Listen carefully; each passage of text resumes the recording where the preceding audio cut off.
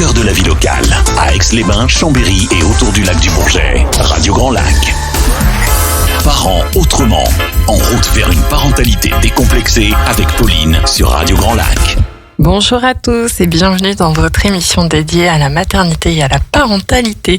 Je suis Pauline Dubromès et aujourd'hui j'ai encore le plaisir de recevoir Katia Jana là-bas pour la 3e fois. Tu vas bientôt être une habituée des studios. Bonjour Katia. Bonjour Pauline. Alors Katia, oui, elle est déjà venue dans cette émission pour parler de son métier de psychopédagogie positive. C'est tout ce qui concerne la réussite scolaire et le soutien scolaire de tous les âges et même des étudiants, pas que des écoles et lycées. C'était l'épisode 16 et puis l'épisode 18, on a parlé de plutôt ta deuxième casquette de consultante éducative et familiale. Comment remettre du mouvement de la communication dans le sein d'une famille où le dialogue a été un petit peu abîmé.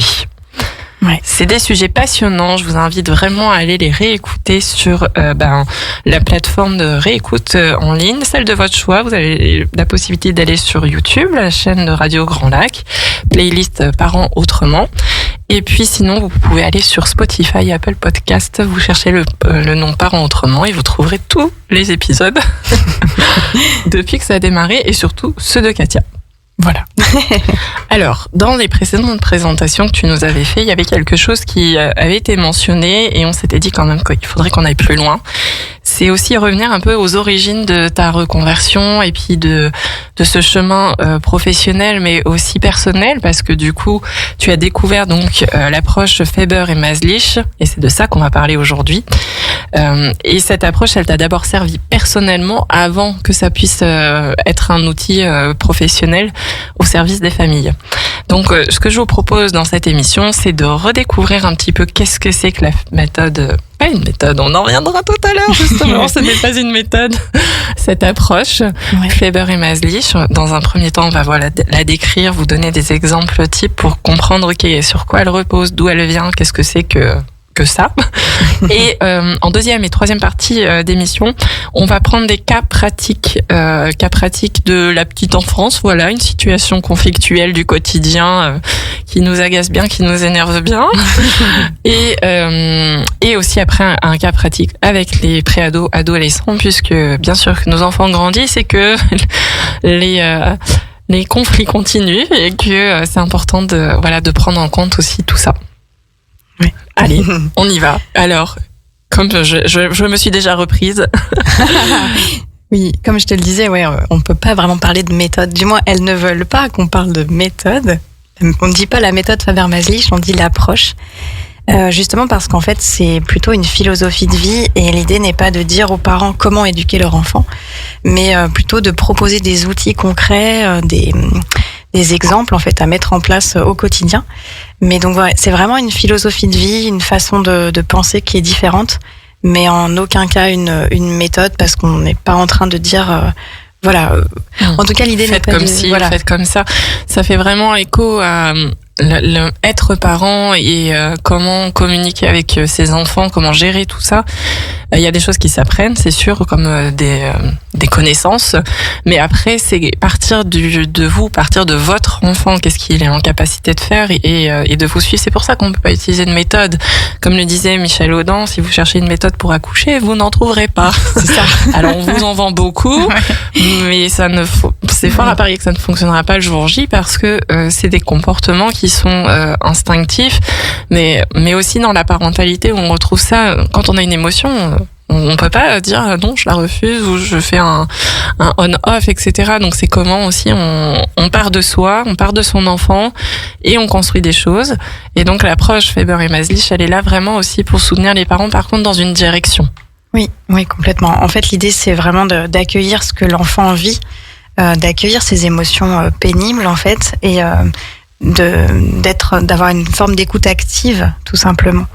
Et puis d'être aussi à l'écoute de ses propres émotions en tant que parent aussi. Exactement. De ne pas s'oublier en tant que parent. Mais l'idée de cette approche, c'est vraiment de partir de ce que l'enfant vit, quelle est son émotion et quel est le besoin derrière. Ouais.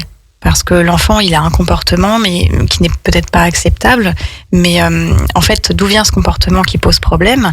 L'enfant, il fait pas ça gratuitement, j'ai envie de dire. Il y a pour nous forcément manipuler, quelque chose, voilà. ou pour enfin, ça dépend les âges. Oui. Moi, je pense la petite enfance. Non, ils font pas ça pour nous manipuler. Adolescents, ils sont en âge de pouvoir faire ça. Donc, on parlera un autre discours. Ouais. Mais en tout cas, oui, ce que je comprends, c'est que c'est vraiment permettre en fait à l'adulte. Là, ce dont on va parler, c'est vous offrir un autre regard sur ces situations de parents, mais respectueuse en fait. C'est ça. À aucun moment donné, on va choisir, parce que spontanément tous, moi y compris, toi aussi Katia, j'imagine, on va avoir dans nos réactions des choses qui sont qu'on peut classifier comme violentes, dans le sens où c'est pas respectueux, on va peut-être juger, on va porter un jugement d'étiquette, de valeur ou quoi que ce soit, on va même crier, on va même peut-être avoir un geste qui va faire peur à l'enfant, on est dans un rapport de force, voilà, vous voyez bien le tableau. Bon, eh bien l'approche Faber et Maslich, c'est vous permettre de sortir de ce tableau-là, qui est quand même assez dur à porter, assez violent pour l'enfant et pour l'adulte aussi, et aller mieux comprendre en fait il se passe quoi à ce moment-là. Et c'est vraiment, vous allez voir plus tard dans certains exemples, on va comprendre, tiens, cette réaction-là, en fait, elle est drivée, elle est dirigée par la peur, ou par la tristesse, ou par la colère. Et de comprendre ça permet vraiment d'avoir une introspection de soi et puis une meilleure compréhension de son enfant. Oui, complètement. L'idée est vraiment de changer de regard sur l'enfant, en fait, et de prendre du recul sur la situation et surtout de sortir du rapport de force. Ouais. Parce que quand on commence dans un rapport de force, en fait, c'est l'escalade et c'est ça. Quand ils sont petits, j'ai envie de dire, ça va encore, mais après, ça passe pas à doigt. Il y a un moment, ça va coincer. C'est ça. Donc, vous l'avez compris, on ne parle pas de méthode, on parle d'une philosophie, d'une approche, d'une nouvelle façon de penser. Voilà. Cette nouvelle façon de penser, elle a été mise au monde par deux femmes. Voilà, c'est ces deux auteurs dont tu vas nous parler. Oui, en fait, cette approche, elle ne date pas d'hier. C'est quand même déjà depuis les années 80. Ce sont deux femmes aux États-Unis, chacune maman de 3 enfants, qui un jour se sont dit: il doit y avoir un autre moyen. Et en fait, elles ont suivi des ateliers parentaux, en fait, animés par un psychologue pour enfants. Elles ont suivi ces ateliers pendant 10 ans. Et ensuite, elles se sont lancées pour créer leurs propres ateliers à elles, mais vraiment tirés du vécu de parents. Donc, elles ont parcouru les États-Unis pour aller un petit peu à la rencontre des parents, recueillir un peu leurs doléances, leurs douleurs. Et puis, à partir de là, elles ont monté leurs propres ateliers qui se fondent vraiment sur la psychologie de l'enfant et la compréhension de ce que vit l'enfant. Et l'approche Faber et Maslich, c'est vraiment se mettre à la place de l'enfant, se mettre dans la peau de l'enfant par des mises en situation, des jeux de rôle. Et en fait, recevoir le message de l'adulte et se dire: ah oui, en fait, si on me le dit de cette façon-là, ça va pas du tout. Soit j'ai pas du tout envie de faire ce qu'on me demande, soit ça renforce mon émotion qui est pénible. Enfin, ça m'aide pas du tout, quoi. Ouais. Mais donc ces deux femmes, dans les années 80, elles ont lancé cette approche. Elles ont ensuite écrit un premier livre qui est devenu best-seller et qui s'est vendu à plus de 4 millions d'exemplaires. Et donc après, elles en ont écrit d'autres. Il y a 9 livres en tout. Et cette approche Faber et Maslich, finalement, elle est présente dans le monde entier. On le sait pas, c'est peu connu en France, mais c'est partout dans le monde. Que vous alliez au fin fond de l'Afrique ou je ne sais pas, sur d'autres continents, vraiment on trouve des animateurs Faber et Maslich, et heureusement, j'ai envie de dire, parce que moi cette approche, elle a changé ma vie, elle a changé mon quotidien de maman, et je pense que, j'ai tellement envie de remercier la personne qui a fait l'initiation, qui m'a permis de découvrir cette approche et qui ensuite m'a formée. Donc merci à toi, Genoveva, si tu nous écoutes. Mais c'est une approche, en fait, on ne l'explique pas, on la vit. Ouais. Il faut la vivre pour la comprendre. Et je vais essayer on va essayer de la vivre à l'antenne, voilà. Du coup. Et c'est important ce que tu dis, parce qu'en effet, il y a beaucoup de choses qu'on va entendre, notre cerveau va l'entendre, nos oreilles, ça passe, hop là, oui, tiens, il faudrait... Ah oui, ouais, c'est vrai, t'as pas tort. Vous êtes, probablement, là, on va citer pas mal d'exemples, et puis vous allez vous dire, ouais, c'est vrai qu'elles ont pas tort, mais bon, voilà, ça en reste là. Et puis, quand on vit la chose un peu comme un jeu de rôle, un côté un peu théâtral, où là, et c'est l'exemple qu'on va vous proposer, on vit la situation du point de vue de l'adulte et après du point de vue de l'enfant. mais que là vous êtes vraiment l'enfant qui recevait ces paroles, ça fait pas le même effet. Et je trouve que ça c'est vraiment quelque chose peut-être qui permet de passer à l'action et du moins d'amener un mouvement, parce que il faut une seconde pour que ça vienne à notre conscience, de se dire oui c'est vrai que ce serait bien de faire autrement, mais ensuite il va falloir plusieurs semaines, plusieurs mois, parfois des années pour que ça vienne jusque dans notre corps et dans notre comportement. Ça, c'est Maud Ankawa qui le dit, qui est passé dans les studios la semaine dernière, je crois, ou il y a 2 semaines. Ouais, c'était la semaine dernière elle était par là, et vraiment, c'est une personne que je vous invite à découvrir parce qu'il y a beaucoup de sagesse dans ses livres. Mais quoi qu'il en soit, je trouve que du coup, ça fait assez écho à ça, le côté théâtral. Pour pouvoir vraiment comprendre qu'est-ce que je fais vivre à mon enfant quand je lui parle comme ça, en fait. C'est ça, c'est exactement ce que m'ont dit certaines personnes qui ont fait un témoignage. En fait, elles ont eu des véritables prises de conscience. Ouais. Et l'idée n'est surtout pas de culpabiliser les parents en leur disant ce que vous faites, ça va pas du tout. C'est plutôt, vous avez une difficulté, comment on peut y répondre ? Vous avez essayé des choses, ça ne fonctionne pas. On vous propose de faire autrement. Ouais. Mais en tout cas, c'est toujours dans la bienveillance, sans jugement. Et ce qui est génial, je trouve, dans ces ateliers collectifs, dans ces formations, ou même quand on lit les livres, c'est que comme il y a des témoignages de parents, on se rend compte qu'on n'est pas les seuls à vivre ce type de situation. Et on a les témoignages, le vécu des parents qui disaient voilà, moi ça fonctionnait pas jusqu'à tel moment où j'ai pris conscience, j'ai fait autrement, voilà, ça a marché. Et en fait, juste le fait de pouvoir se dire je suis pas la seule, déjà ça aide quoi, ça enlève un poids et puis ça nous déculpabilise un petit peu. Absolument. La notion de culpabilité, elle est assez importante et c'est vrai qu'on peut le poser là maintenant parce que peut-être que ça va se manifester chez vous qui nous écoutez au fur et à mesure de l'émission, parce que peut-être que vous allez vous reconnaître dans certaines situations, certains schémas et vraiment cette notion de culpabilité, pour moi, je vous invite vraiment à la revoir dans le sens de votre responsabilité. Elle est où ? Quand on n'a pas conscience que une façon qu'on a de réagir avec notre enfant, qu'il soit petit ou ado ou plus grand, même un autre adulte, c'est déjà difficile de se dire ok, je fais bien, je fais pas bien. Ensuite, ce jugement-là de je fais bien, je fais pas bien, il vous appartient. Nous, on n'est pas là pour le poser, on est juste là pour ouvrir le regard, avoir une nouvelle façon de penser et essayer juste de la découvrir et de vous dire comment ça résonne avec moi. Qu'est-ce qui se passe pour moi quand j'entends cette nouvelle approche ? Qu'est-ce qui vibre ?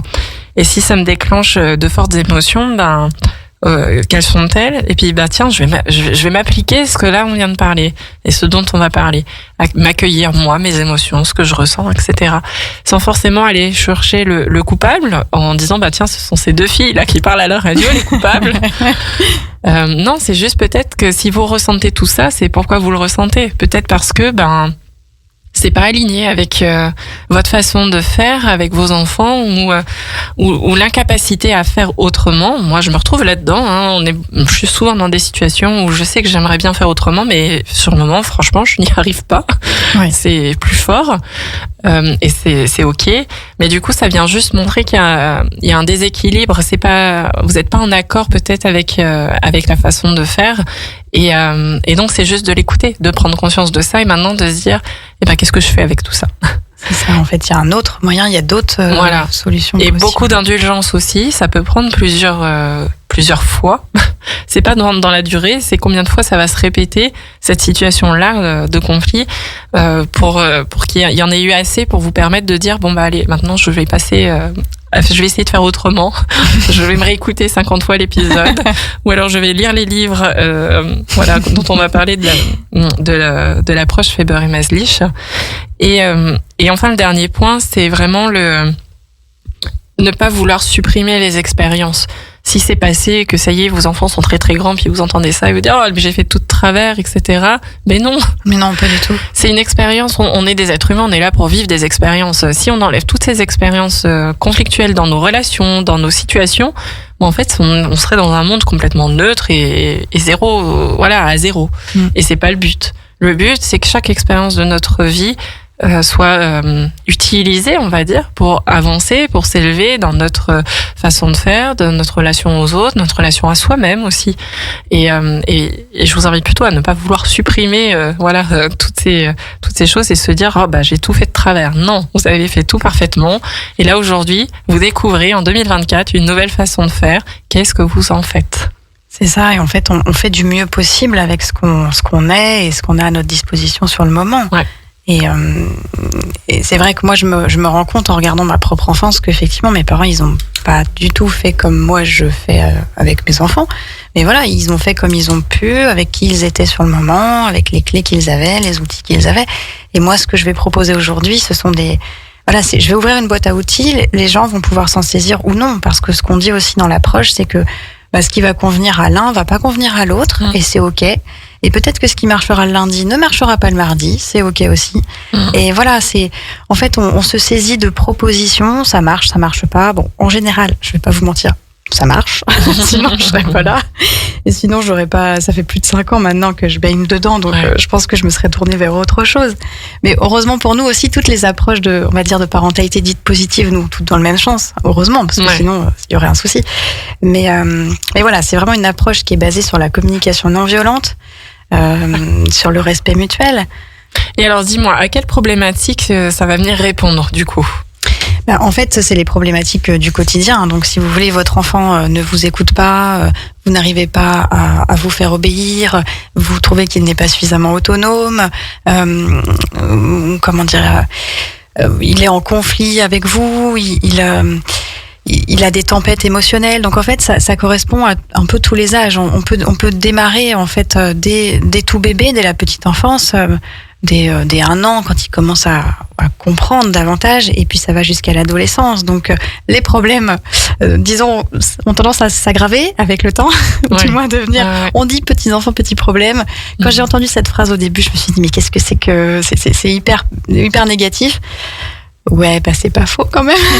J'ai envie de dire que les problématiques parfois sont un peu plus graves, mais avec cette façon de faire qui est dans l'écoute, la bienveillance, l'accueil, ça ne peut que fonctionner. L'idée, c'est quand même de mettre des limites. C'est pas de dire oui à tout à son enfant. Non, bien sûr. Voilà, poser le cadre. De poser le cadre, mais dans le respect, respect mutuel.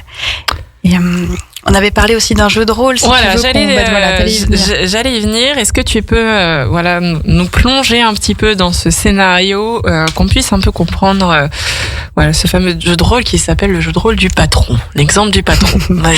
Alors en fait, c'est le tout premier jeu de rôle qu'on fait en atelier, parce que c'est vrai qu'on l'a pas forcément dit, mais à la base, ce sont des ateliers collectifs, où plusieurs parents viennent partager leur vécu et leur expérience. Et ce qui est génial dans les ateliers collectifs, c'est qu'on se nourrit des expériences des autres et aussi de leur façon de voir les choses et de comprendre les messages. Et donc, dans un jeu de rôle, là en l'occurrence, le premier atelier, on démarre par un jeu de rôle où on reste dans notre vie d'adulte, finalement, et on expérimente quelque chose par rapport à ce qu'on peut vivre au quotidien. Donc, on se met pas encore à la place de l'enfant, mais ça va déjà être une première prise de conscience. Si tu veux bien te prêter au jeu, je te propose. Donc, l'exercice du patron, petite situation, t'es au travail, t'as une journée hyper compliquée, t'as eu que des urgences, il t'arrive que des galères, et ton patron te demande un truc à faire au dernier moment, bien sûr hyper urgent, sinon c'est pas drôle. Et puis il y a eu une succession de soucis, t'as même pas eu le temps de manger, et la journée est passée tellement vite que t'as oublié en fait ce qu'il t'a demandé. Mais en fait, fallait que tu le fasses avant ce soir. Et au moment de partir, tu croises ton patron avec d'autres collègues devant l'ascenseur, et là tu dis ah oui, il y avait ça, super. C'était quoi? Voilà. Et là ton patron te tombe dessus. Mais il te tombe dessus, mais comme jamais. Il t'engueule devant tout le monde. Il t'humilie comme c'est pas permis. Et toi t'essaies de te défendre, d'expliquer, de dire que t'es désolé. Il te laisse même pas parler. Il te dit ne gaspille pas ta salive, je veux pas le savoir. Et il s'en va. Bon, donc déjà que ta journée a été compliquée, t'as eu beaucoup de stress. En plus, tu t'es fait humilier devant tout le monde. Non, je pense que moi, je pleure. Voilà, chacun sa réaction, mais bon, voilà. Et l'idée, c'est, écoute, tu vas aller te confier à quelqu'un pour vider un peu ton sac. Et on va expérimenter différentes façons de réagir. Quand tu veux vider ton sac, la personne en face, alors il y a celle qui nie les sentiments. Oh, mais il y a aucune raison d'être bouleversée pour ça. Franchement, tu prends les choses trop à cœur. Et puis souris, le sourire te va si bien. Non, ça marche pas là. Est-ce que tu te sens mieux? Pas du tout. Bon, c'est un exemple de négation des sentiments. Oui, pas du tout. C'est-à-dire qu'il y a quand même l'appareil gothique qui serait comme flatté de « Oh, le sourire me va bien, très bien », mais en fait, ça n'a rien, c'est hors sujet. Là, ça me fait l'effet, c'est hors sujet.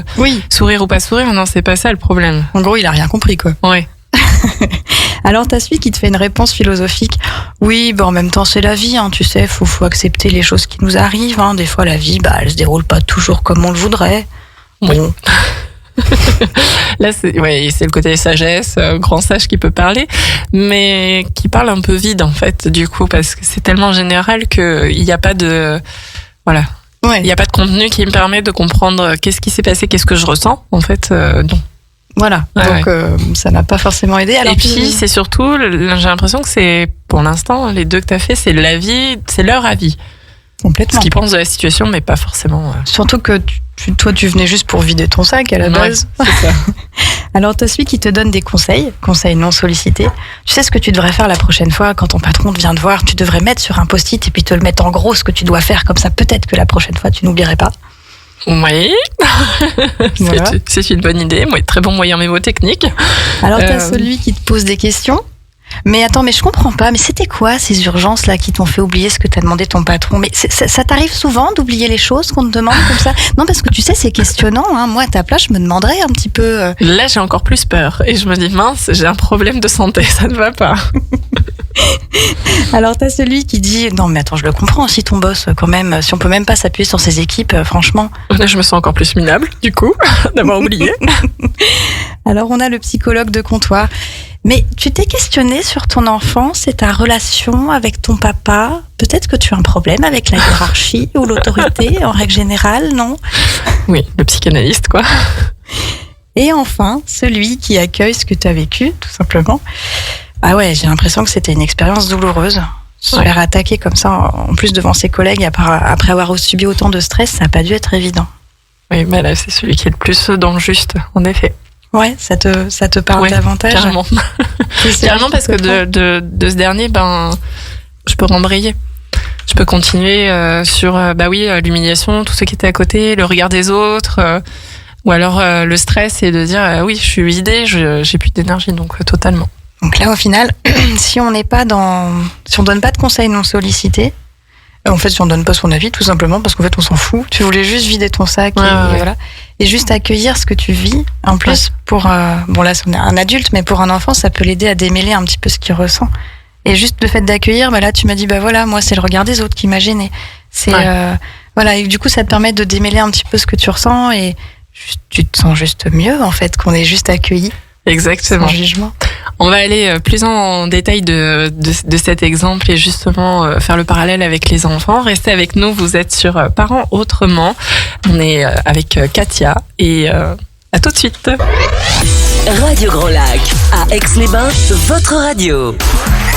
Parents Autrement, en route vers une parentalité décomplexée avec Pauline sur Radio Grand Lac.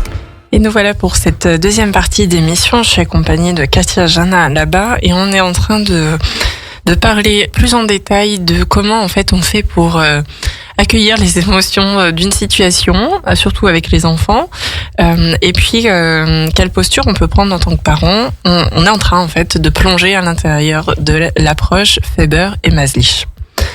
Alors, on venait de faire avant la coupure musicale, un petit jeu de rôle où justement, une situation très stressante au travail, je me confie et on a plusieurs propositions de personnages qui viennent tour à tour dire quelque chose.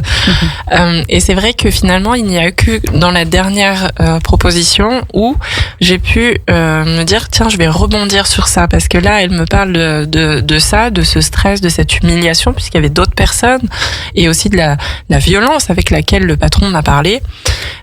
Et là, ça me permet de continuer à parler de moi, de ce que je ressens par rapport à cette situation-là. Tandis que dans les autres, soit c'est venu me rajouter une émotion supplémentaire que je n'avais pas forcément besoin d'avoir, soit les solutions qui m'ont été apportées, en fait, ne répondent pas à un besoin, à une demande de ma part.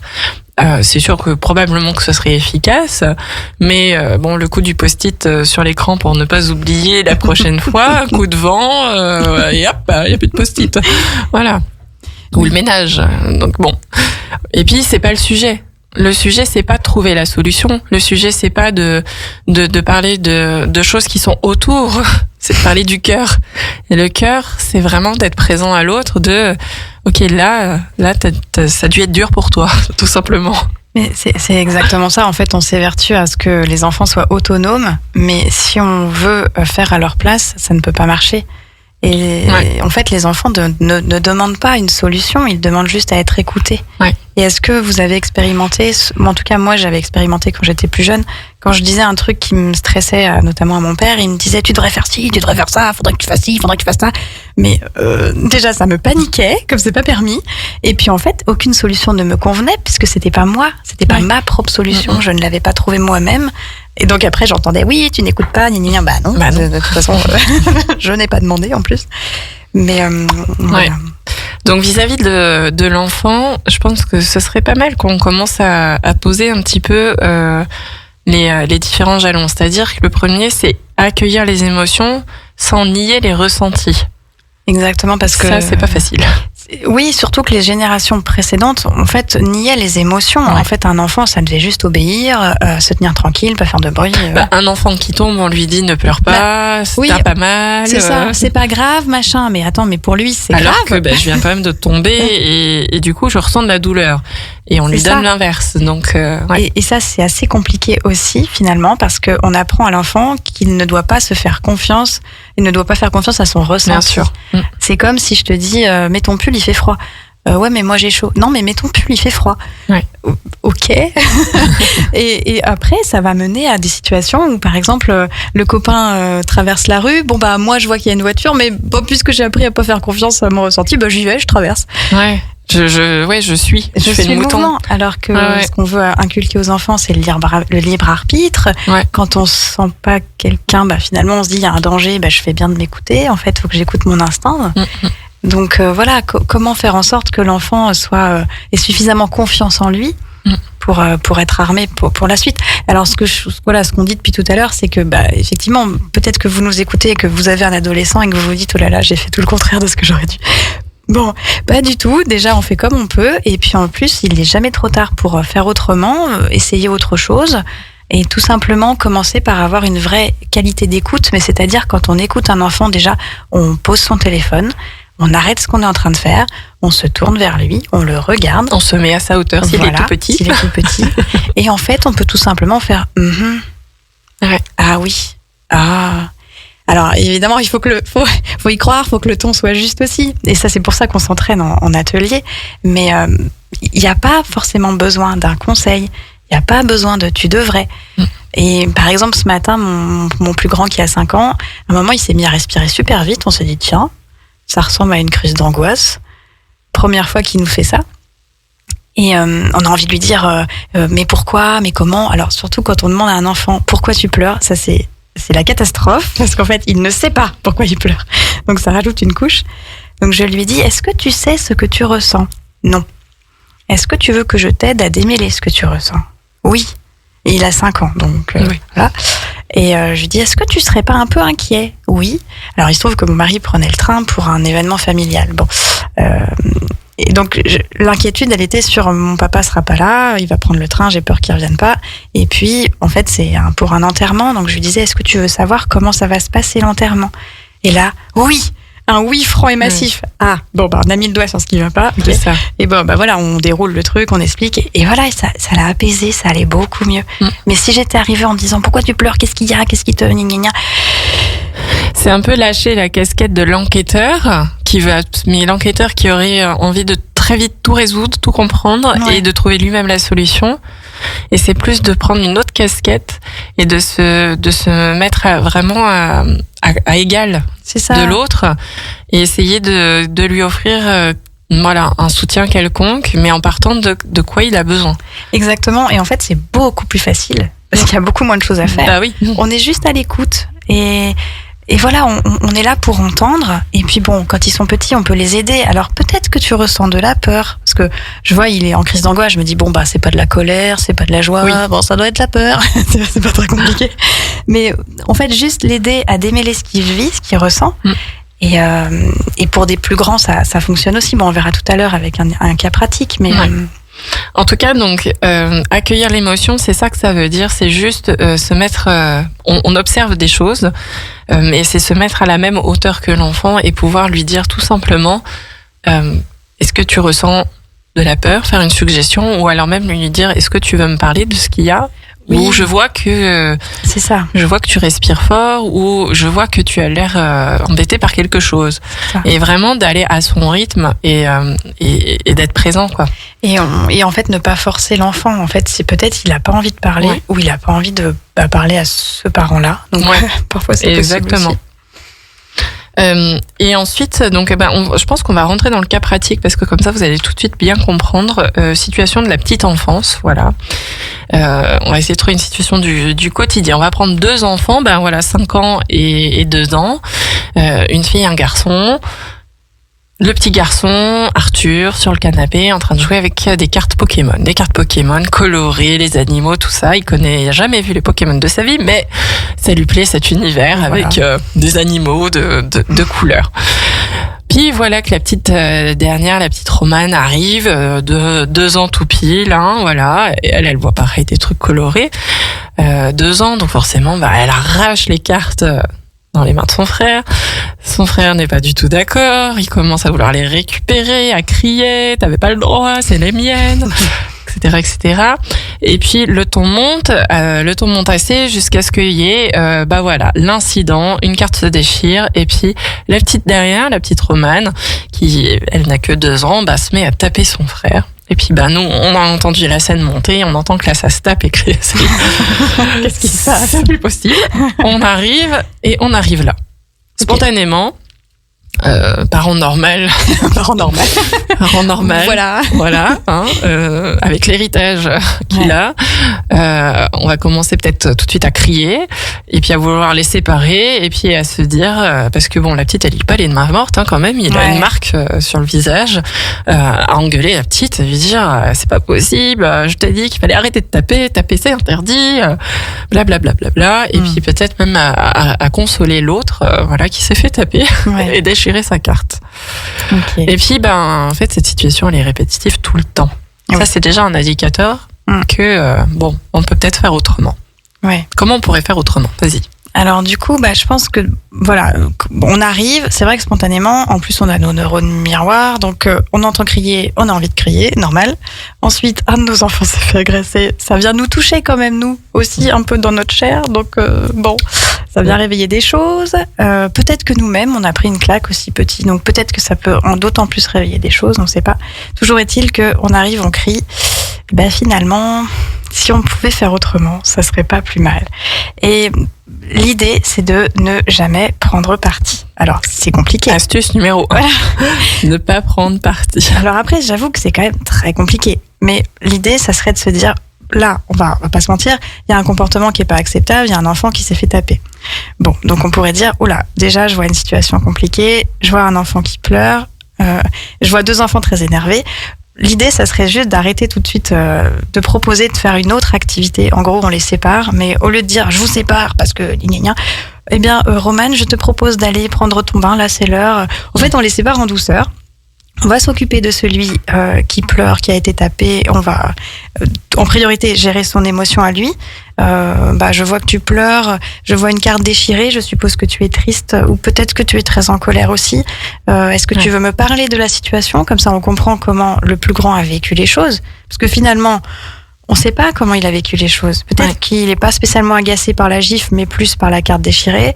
Ou alors il se fiche de la carte et c'est le fait d'avoir été tapé qui pose problème. En fait, on ne peut pas savoir, on n'est pas à sa place. Et puis la plus petite, elle a que 2 ans. Donc c'est vrai que niveau maturation, le cerveau n'est pas mature. Donc déjà, elle risque d'être probablement en tempête un peu émotionnelle. Donc essayer de l'apaiser, de la calmer. Lui faire un câlin. Ça peut paraître vraiment bizarre, mais on s'occupera après de on tape pas ou machin. On pourrait faire un câlin en disant écoute, là c'est pas possible, tu as tapé ton frère, regarde, il est triste, est-ce que tu pourrais dire pardon? Mais doucement en fait, parce que si on est dans le, comment je pourrais dire, des fois on dit dis pardon, excuse-toi, ça revient un peu à l'humiliation du patron tout à l'heure finalement, parce que tout ce qu'on veut faire comprendre à l'enfant c'est qu'on ne tape pas, mais si on lui dit en l'humiliant, qu'est-ce qu'il va avoir envie de faire? C'est de taper, parce que il s'en est pris à son grand frère pour une raison. On s'en prend pas, en général, on s'en prend pas aux autres pour rien. Et si en plus on défend le grand frère devant lui et qu'on lui hurle dessus de pas taper, Mais qu'est-ce que ça va procurer chez lui? De la frustration, une envie de recommencer, une envie de vengeance. Peut-être que la prochaine fois, elle va le taper, mais en douce. Ouais. Oui, parce que du coup, la plus petite pourrait se dire, mais c'est pas juste. Moi aussi, je voulais les cartes, elles sont trop belles. Pourquoi j'ai pas le droit de les avoir dans mes bras, Voilà. dans mes mains? Et voilà. Et là, c'est l'immaturité du cerveau C'est ça. Ouais. Donc du coup, si on reprend un peu étape par étape, ce serait ne pas prendre parti déjà. Oui. Essayer de calmer le jeu des deux côtés sans forcément de faire de différence, tu vois, de celui qui a tapé, celui qui a été tapé, etc. Mais juste de calmer tout le monde.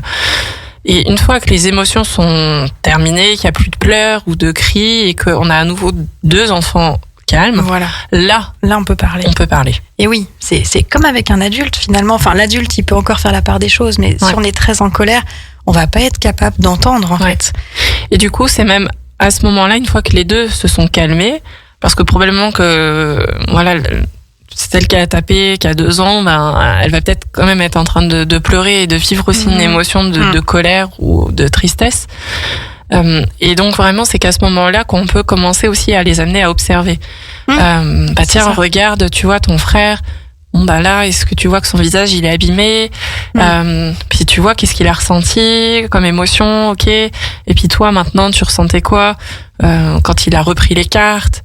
Essayer de discuter, de refaire un petit peu le scénario, mais sans prendre parti et juste dans l'observation.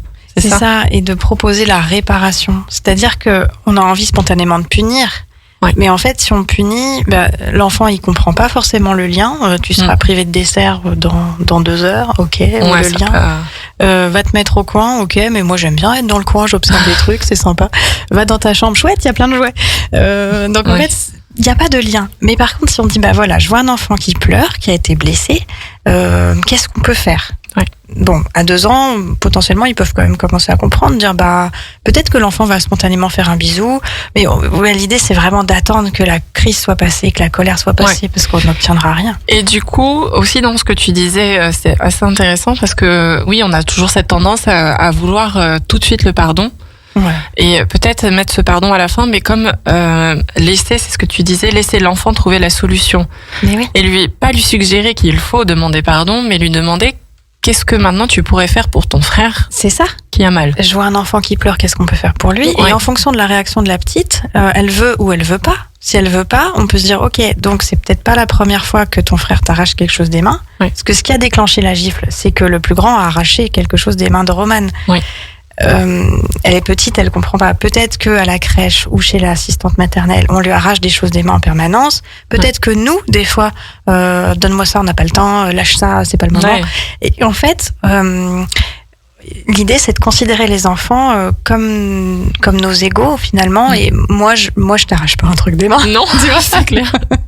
Bon, et si je faisais ça, peut-être que tu serais un petit peu contrariée. Ouais, je serais un peu surprise. Qu'est-ce qu'il fait? Et en revenant sur la situation, dire à Arthur, ok, voilà ce qui s'est passé, tu étais tranquillement sur le canapé, tu jouais avec tes cartes, et puis un petit enfant de 2 ans est venu t'arracher, voilà. Et en plus, ta carte a été déchirée. Qu'est-ce que tu pourrais faire la prochaine fois pour jouer tranquillement? Et lui, il va peut-être nous dire, je vais m'installer sur la table du salon, ça sera pas à sa portée, j'irai dans ma chambre, ou je vais attendre qu'elle soit couchée pour sortir les cartes. Ouais. Mon plus grand, il me dit ça des fois par rapport au plus petit, on pourra faire ça quand il sera couché. D'accord, très bien. Ouais. Voilà, c'est sa solution à lui. On n'est pas en train d'appuyer, le problème c'est toi, ou le problème c'est ta sœur, ou machin. On essaye d'éviter de dire c'est toujours pareil, ou toujours, jamais. C'est des mots qui sont durs. Ouais. Ok, donc du coup, donc là je pense que vous avez à peu près une trame à peu près plus construite de comment on pourrait faire autrement. Et ce qui est vachement intéressant, c'est que là on va passer à l'exemple avec l'adolescent. Et c'est exactement la même trame. Ce qui est du coup est vraiment très fort pour prendre conscience. Alors il y a quand même des subtilités dont tu vas nous parler, mais de prendre conscience que du coup à quel âge on peut commencer. En fait, plus on commence petit, plus on capitalise pour avoir une meilleure relation ado. Complètement. Et donc c'est peut-être aussi de faire ce chemin arrière, de se dire tiens, c'est vrai, quand ils étaient jeunes, comment je gérais les trucs? J'avais aucune ressource, comme celle d'aujourd'hui, par exemple, pour faire autrement. Donc, c'est fort probable que j'ai fait ce que tout le monde fait et qu'aujourd'hui, le dialogue avec l'ado, il est vraiment compliqué. Très bien. Maintenant, ça me motive encore plus à passer à l'action pour essayer autrement et rétablir ce dialogue.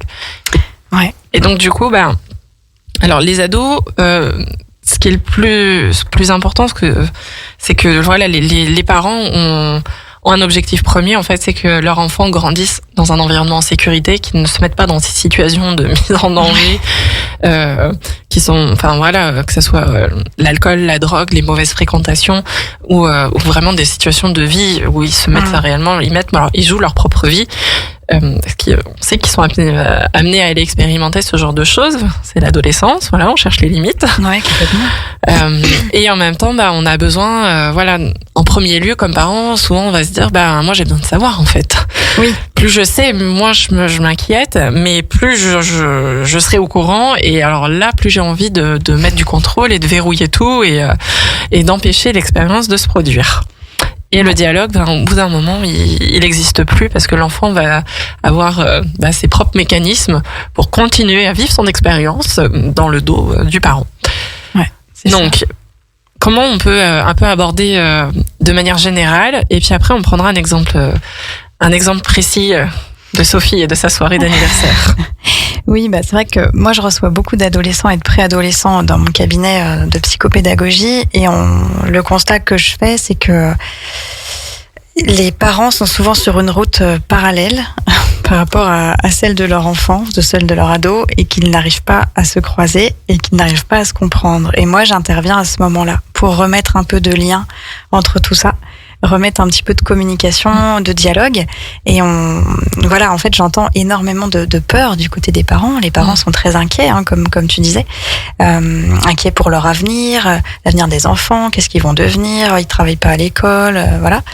Inquiets, comme tu disais, pour les fréquentations. Et puis, j'invite les parents à essayer de se demander, mais qu'est-ce que ça vient toucher chez vous, en fait, voilà, juste qu'ils prennent conscience qu'ils ont des peurs, que parfois ils trouvent que leur enfant leur manque de respect, donc ça vient toucher aussi ça en eux, donc ça peut générer de la colère, parfois de la frustration de pas pouvoir accéder un peu à l'univers de son adolescent qui en fait se verrouille complètement. Frustration qui est un mélange de tristesse et puis de colère. C'est ça, et en fait il y a beaucoup d'attentes aussi de la part des parents, beaucoup de projections. Ouais. Je pensais pas que ce serait ça, ou j'avais pas imaginé ça comme ça, ou moi j'avais une super relation et là j'arrive pas à machin. Et en fait plus on va questionner l'adolescent, plus il va se fermer finalement. Si on veut que l'adolescent nous raconte des choses, en fait, il faut le laisser tranquille. Et ça, c'est assez compliqué à comprendre. Mais faire comprendre à son ado qu'on est là pour lui, qu'on l'écoute, voilà, toujours pareil, de l'écoute active, mais qu'on n'est aucunement dans le jugement. Ouais. Et on a tendance, quand on est guidé un peu par nos peurs, par dire mais celui-là, c'est pas une bonne fréquentation pour toi, mais pourquoi tu continues de le voir, mais il t'entraîne vers le bas, il te fait faire que des bêtises, gna gna gna, donc voilà. Donc c'est prendre conscience que dans nos réactions de parents avec nos ados, on va avoir tendance à en fait c'est nos peurs, nos émotions primaires, peur, colère, tristesse, joie. La joie est plutôt silencieuse quand il y a des conflits, mais ça pourrait quand même exister dans des situations, mais bon, surtout peur, colère, tristesse, qui vont s'exprimer à travers je vais poser un jugement, je dois lui dire, je suis son parent, je dois lui dire que cette personne-là pour moi n'est pas fréquentable, et en fait c'est d'amener le parent à aller voir en fait pourquoi je lui dis ça. Oui, pourquoi j'ai besoin de lui dire qu'il faut qu'il arrête de fréquenter, voilà. C'est ça. Et en fait, qu'est-ce que ça veut dire ce message ? Ça veut dire fondamentalement, je ne te fais pas confiance. Oui. Et voilà ce que l'adolescent entend, c'est il ne me fait pas confiance, il me dit que je suis pas autonome, mais en fait il est tout le temps derrière moi, il me dit constamment ce que je dois faire, ce que je dois pas faire. Donc pourquoi j'irais me confier à lui ou lui dire quand ça ne va pas, ou lui dire ce que je fais ? Ça serait la dernière personne à qui on aura envie de se confier, puisque je serai jugée. Ouais. En tout cas, c'est ce que l'adolescent vit, et ce qu'on oublie, c'est que la période de l'adolescence, c'est un véritable chamboulement, tant sur le plan hormonal, on sait pas qui on est, on sait pas comment se comporter par rapport aux autres, on a peur du regard des autres. Alors, les parents répondent spontanément, on s'en fout, gna gna gna. Ouais, sauf que oui et non, à cet âge-là, on s'en fout pas. Finalement, c'est important, comment on est habillé, comment on se comporte. On essaie vraiment de s'intégrer dans un groupe. Et ce qu'on oublie aussi, c'est que la plus grande peur de l'être humain, finalement, c'est l'abandon, c'est le rejet. Ouais. Et on sait très bien que le collège, c'est vraiment pas c'est une période très compliquée. Donc finalement, quelque part, on sait qu'on envoie nos enfants au casse-pipe. Je suis désolée, mais le collège, c'est terrible. Quand on est en pleine période de construction de soi et qu'on doit on doit aller affronter tous les jours le regard des autres, les critiques, peut-être le harcèlement, et qu'en plus on rentre à la maison et qu'on se prend une salve de remarques, de t'as pas mis la table, tu rentres à pas d'heure, t'écoutes rien. Alors ça ne peut pas fonctionner. et en fait, moi j'invite vraiment les parents à écouter les doléances et les douleurs de leurs enfants, mais juste les écouter, parce que en fait, quand on est parents, nous on a notre boulot, on a les impôts, on a les travaux à la maison, on a les courses, on a ci, on a ça, et puis l'ado en face qui me dit j'ai pas trouvé ma jupe. On a envie de dire on s'en fout, tu vois.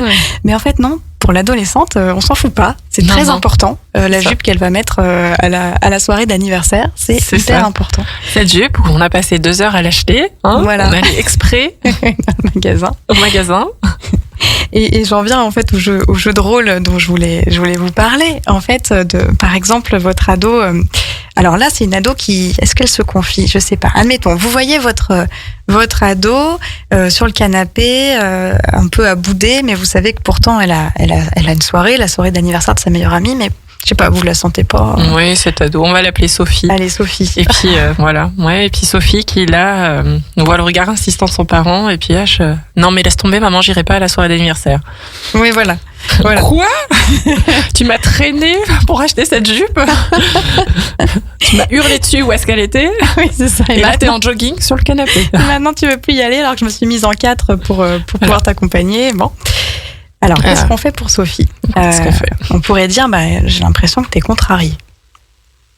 Peut-être que contrariée va mal le prendre. J'ai l'impression qu'il y a quelque chose qui te contrarie. Voilà, c'est différent. J'ai l'impression que quelque chose te contrarie. J'ai l'impression que quelque chose te tracasse. On laisse un petit temps. Ça prend pas. Si ça prend et qu'elle a envie de nous parler, peut-être qu'elle va dire ouais, je veux plus y aller. Tiens, c'est étonnant, tu tenais beaucoup à cette soirée d'anniversaire. Il y a quelque chose qui a changé depuis. Il y aura le groupe de copines que j'aime pas, elles vont encore se moquer de moi, je vais passer un mauvais moment et puis je saurai pas comment réagir, machin. Ah oui, je vois que t'as des inquiétudes par rapport à la soirée. Mais pour autant, j'ai l'impression que ça te tenait très à cœur. Bah oui, parce que c'est ma meilleure amie, alors si j'y vais pas, mais qu'est-ce qu'elle va penser? Qu'est-ce que je vais faire? Tu te rends pas compte? Je lui avais dit que je venais, là c'est dans 1 heure, mais en même temps je suis pas prête, et puis bon, voilà. Et là, on pourrait dire, ok, donc je vois que tu es face à un dilemme. En fait, d'un côté, par loyauté envers Marie, tu voudrais vraiment aller à la soirée. Mais d'un autre côté, tu sais que tu vas devoir supporter le groupe des filles vraiment pas sympas. Ça doit pas être facile. Donc au final, on l'amène tout doucement à nous dire ce qui va pas. Et elle-même, elle va cheminer à travers cette discussion. Ouais, mais bon, moi ça m'angoisse trop, je veux pas y aller, c'est pas possible, elles vont se foutre de moi, gna gna gna, etc. Et là, qu'est-ce qu'on peut faire? Si on commence à donner un conseil, c'est foutu finalement, parce qu'elle n'apprendra jamais à se débrouiller toute seule finalement. Et nous, ce qu'on voudrait, c'est qu'elle soit apaisée. Dans l'idéal, on aimerait qu'elle se fiche complètement du groupe de filles. C'est ça qu'on voudrait. Mais on reprend, ne pas prendre parti, ni pour l'une ni pour l'autre. Là, on est vraiment disponible pour son enfant. Il nous parle et voilà. On essaye de pas prendre parti. On observe à chaque fois, c'est ce que tu dis, je vois que ça te tracasse ou je vois que tu es face à un dilemme, voilà, on reformule, mais on est dans l'observation quand même. Et ensuite, laisser l'enfant trouver une solution s'il a besoin de la solution. Oui, et puis alors, il y a ceux qui demandent des conseils, qu'est-ce que tu ferais à ma place? Donc là, essayez de pas tomber dans le piège. Eh bien, je ne suis pas à ta place. Qu'est-ce que toi, tu... Et oui, je suis pas à ta place, je suis pas la même personne que toi, j'ai pas le même âge que toi. Et je peux pas dire, ce que moi j'aurais fait, ça se trouve, t'en es incapable. Oui, ou alors ça ne te conviendra pas, ou ça m'appartient. Ouais, je pense que l'idée, sans forcément aller jusque-là, ça serait juste de dire, tu me demandes un conseil, mais au fond, je pense que la solution, tu l'as toi. Oui. Qu'est-ce qui fait que ça te tracasse autant? Donc là, c'est l'amener à se dire, en fait, si ça me tracasse, c'est que j'ai vraiment besoin d'y aller à cette soirée. Finalement, c'est que c'est important pour moi. Ou à quoi t'as pensé comme solution, tu vois? Alors, je sais pas si on aborde tout de suite la solution ou est-ce qu'on reste pas déjà sur qu'est-ce que tu ressens là tout de suite? D'accord. Qu'est-ce que tu ressens? Et moi, je pense que ce qu'elle ressent, c'est de la frustration, de l'injustice finalement, parce que elle a trouvé sa jupe, elle avait décidé d'y aller, elle s'était fait une joie, puis au dernier moment, non, parce qu'il y aura machine et machine qui vont me pomper l'air. Donc, en fait, c'est injuste pour toi cette situation. Qu'est-ce qui est réellement important pour toi? Est-ce que le groupe de copines, t'en as quelque chose à faire? Est-ce que Marie est importante pour toi? Bah oui, c'est ma meilleure amie. Ah, mais tu m'as dit tout à l'heure que c'était important pour Marie que tu sois là. Ah bah oui. Ah. Donc, on attend que ça monte. Et une fois que c'est monté au cerveau, ah bah ça serait peut-être important pour toi d'y aller finalement. C'est ça qui compte pour toi. Oui. C'est d'aller à cette soirée parce que Marie, c'est ta meilleure amie et que tu lui as promis. Et que si tu n'y vas pas, tu vas pas te sentir bien. Ouais. Et alors, tu risques de perdre une amie. Voilà. Bon, alors, voilà. Ça, oui, on le dit pas, mais... Après... Est-ce que Marie va comprendre? Voilà. Donc on s'est occupé du premier problème, c'était bon, je veux y aller. Ok. Comment on gère le second problème, les filles qui racontent des trucs? Qu'est-ce qu'elles racontent sur toi? Ah bah elles se moquent de moi parce que j'ai les cheveux gras, j'ai des boutons, gna gna gna. Elles me traitent de calculatrice. Bon, c'est très sympathique, hein, les boutons partout. On pourrait se questionner. Ok, qu'est-ce qui fait que ces filles En gros, c'est quand quelqu'un s'en prend à quelqu'un d'autre, bah c'est quoi le besoin derrière? Les filles, pourquoi elles s'en prennent à toi? Qu'est-ce que tu as peut-être qu'elles n'ont pas finalement? Parce que là, on regarde la situation que d'un point de vue, que d'un prisme. Toi, tu te dis, bah ouais, j'ai les cheveux gras, je suis moche, je suis petite, je suis grosse, j'ai des boutons. Mais en même temps, si elles prennent le temps de s'arrêter sur ta situation à toi et qu'elles viennent te chercher des poux dans la tête, c'est bien qu'il y a un truc en fait chez toi qui vient les titiller quelque part. Est-ce qu'il n'y aurait pas de la jalousie? Ah ben non, personne peut être jalouse de moi, tu m'as pas regardé. Eh ben, qu'est-ce que toi tu as qu'elles n'ont pas peut-être? Est-ce que tu n'aurais pas une certaine aura, une certaine facilité à te faire des amis, peut-être des facilités en cours qu'elles n'ont pas? Ou t'es la meilleure amie de Marie. Ou t'es la meilleure amie de Marie. Il y a peut-être quelque chose, alors sans vouloir dire tu le fais exprès et tu suscites la jalousie, c'est pas ça du tout, c'est plutôt ces filles-là finalement, si elles s'en prennent à toi, c'est peut-être qu'elles-mêmes ne se sentent pas bien. Alors elles viennent t'attaquer sur le physique, mais peut-être que c'est elles qui se sentent mal dans leur propre corps finalement. Et puis, ok, t'as les cheveux gras, t'as des boutons, ça passe. C'est pas... Ça passe. C'est pas pour toujours. Ça va passer, ça c'est sûr. Alors effectivement, on va pas lui dire ah mais si ma chérie tu es magnifique. Elle va pas le croire sur le moment. C'est pas ça. Écho aux tes souris, t'es tellement plus belle quand tu souris du patron. Qui, Bon, après on va pas non plus l'enfoncer. Oui c'est vrai ma pauvre fille, tu fasses quelque chose pour tes cheveux. Non mais ok j'entends. Tu te sens mal dans ta peau. Qu'est-ce qu'on pourrait faire pour que tu te sentes bien dans ta peau? Peut-être que la super jupe que tu as trouvée, si on l'accessoirisait avec truc, si on faisait en sorte que tu réussisses à avoir plus confiance en toi avec un super accessoire qui te permettrait de te sentir bien dans tes baskets. Et ensuite, qu'est-ce qui est important pour toi? D'aller t'amuser à cette soirée ou d'écouter les dires de ces filles qui finalement, elles te disent ça depuis le début de l'année. Bon, bah, une fois de plus, une fois de moins, est-ce que ça va changer quelque chose à ta vie? Qu'est-ce que tu veux choisir? T'as envie de t'amuser ce soir ou pas? Il nous reste plus que 30 minutes. Allez, on se décide. Donc là, on le fait en version accélérée, parce qu'on n'a pas le temps. Mais en gros, bah, ouais, ok, c'est pénible. C'est hyper pénible. Et est-ce que tu vas les laisser te gâcher la soirée pour autant? Ah bah non, en fait, je m'en fous. Bon bah voilà, elles t'ont déjà dit ça lundi, mardi, mercredi, bah elles te le diront samedi aussi. Et peut-être que ça peut marcher. À voir comment elle se sent, mais déjà elle a envie d'aller à la soirée, elle s'est rendue compte que c'était important pour elle, que c'était ça qui comptait, donc le reste finalement peut-être que ça passera au second plan. Ouais. En tout cas, toujours la même approche, c'est vraiment accueillir, observer, ne pas prendre parti ni pour l'un ni pour l'autre, et vraiment ne pas se raconter une autre histoire à la place de ce que vit notre enfant. Oui, ne pas plaquer. Et plutôt écouter l'original. C'est quoi la version originale de ce que tu viens de dire ou de ce que tu vis en ce moment? Il y a quoi dans ta tête? Vas-y, partage-moi tes pensées. C'est ça. Moi, je suis là juste pour les entendre et rien d'autre. Et il va peut-être falloir un événement où ça se produit comme ça pour permettre de rétablir du dialogue et que l'enfant puisse se dire bah, c'était pas si mal cette fois-ci. Qu'est-ce qu'elle avait de différent, maman ou papa, hein, pourquoi là ça s'est bien passé, et puis d'essayer et de voir comment c'est, et après de respecter son enfant, parce que pour le coup si vraiment ça reste muet, ça reste non, j'irai pas, et je campe sur cette position là, eh bien très bien, okay. C'est son choix, c'est ok. Complètement. Et juste lui montrer que vous validez en fait. Voilà, pas de souci, tu fais comme t'as envie en fait, et tu prends c'est prendre ses responsabilités aussi. C'est une expérience. Voilà, c'est ça, c'est une expérience. On peut pas. Nous, on est personne entre guillemets pour venir dire que là, Sophie, elle doit absolument aller à cet anniversaire ou elle ne doit pas y aller. Voilà. Hormis le fait que ça pourrait être dangereux ou pas, si bien sûr, l'anniversaire est complètement safe et qu'il y a aucun risque, c'est à elle de décider si oui ou non elle y va. Et nous, on est juste là pour la soutenir, quoi qu'elle décide.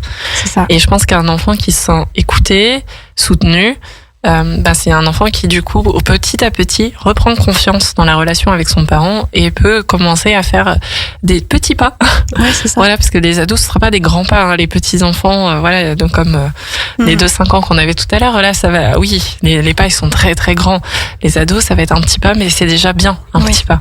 Ouais, c'est ça. C'est ça. Et puis là, ça montre que le parent, il est disponible, il est à l'écoute. Et puis, c'est vraiment l'adolescent de faire son choix, sa propre expérience. Et puis, peut-être qu'elle avait raison de pas y aller, finalement. Mais par contre, si vous arrivez absolument pas à mettre en pratique ces choses-là, 2 options pour vous. La première, c'est peut-être, on l'a rapidement nommé, mais il y a quand même 9 livres qui sont parus de l'approche Faber et Maslich, qui traitent plein de sujets comme les conflits dans la fratrie et plein d'autres encore. Donc, allez juste les voir parce que des fois, les lire, ça permet d'avoir une prise de conscience puis de se réapproprier, voilà, des idées, des concepts. Et sinon, prenez rendez-vous avec Katia, tout simplement, parce c'est aussi son travail de vous aider à démêler. Elle va prendre cette posture-là, voilà, tu vas écouter sans jugement ce qu'a à dire le parent, ce qu'a à dire l'ado, et ensuite essayer de faire le lien entre les deux pour commencer. Ça peut être aussi le début de renouer le contact en faisant un premier rendez-vous avec toi, et puis après, vous allez être autonome parce que comme tout bon thérapeute, tu cherches l'autonomie. Oui, c'est pas la dépendance. Donc voilà, des fois il suffit d'un rendez-vous pour ramener un peu de dialogue et ensuite ça roule, après ça part et c'est génial. Voilà, vous étiez sur l'émission Parents Autrement avec Katia Janin là-bas. Vous pourrez retrouver cet épisode sur la playlist Parents Autrement de la chaîne YouTube de Radio Grand Lac et aussi sur les plateformes d'écoute en ligne Spotify et Apple. Voilà, je vous souhaite une très agréable journée et puis à tout bientôt pour de nouvelles aventures parentales. Radio Grand Lac.